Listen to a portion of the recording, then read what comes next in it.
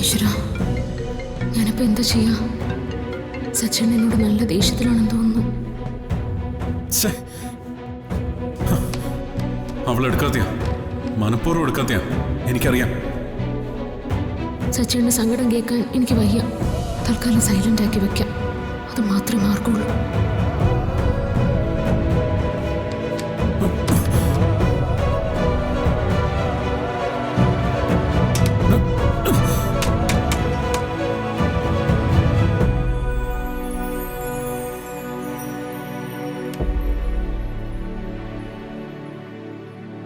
എന്താ സച്ചേട്ടാ ഇത്?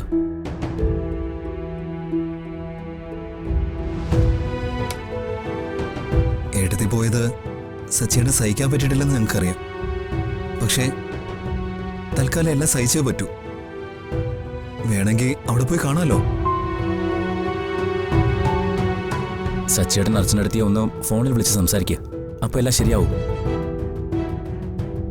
ഇത്രയും നേരം ഞാൻ അവളെ വിളിച്ചോണ്ടിരുന്നേ, അവള് ഫോണിന്ന് എടുക്കണ്ടേ?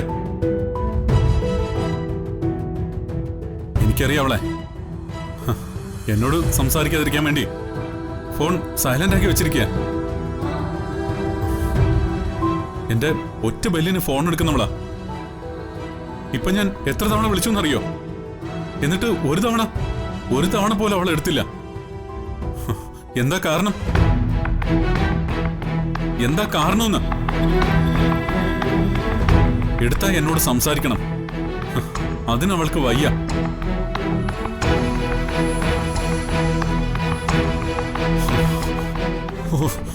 എനിക്ക് ഭ്രാന്ത് പിടിക്കുന്നു. സച്ചിയുടെ സമാധാനിക്ക്.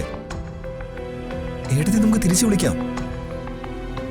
സച്ചിയുടെ മാനസികാവസ്ഥ ഏട്ടത്തിക്ക് നല്ലതുപോലെ അറിയാലോ. അപ്പൊ പിന്നെ എന്തായാലും വിളിക്കും. അല്ലെങ്കിൽ ഞങ്ങൾ ഇറങ്ങി വിളിക്കാം. ഞങ്ങളുടെ ഫോണിൽ നിന്നാണെങ്കിൽ ചിലപ്പോൾ എടുത്താലോ? വേണ്ട, അങ്ങനെ ആരും വിളിക്കണ്ട. അങ്ങനെ വിളിച്ചിട്ട് എനിക്ക് സംസാരിക്കാൻ വേണ്ട.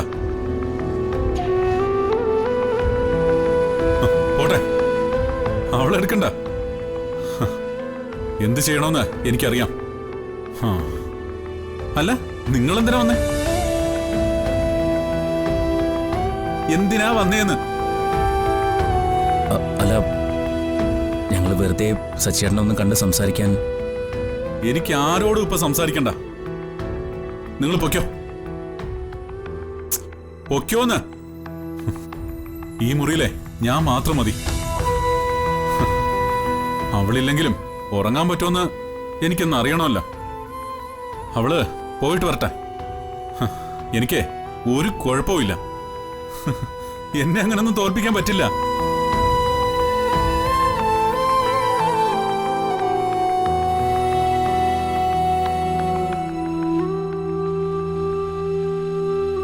നിങ്ങളിതുവരെ പോയില്ലേ?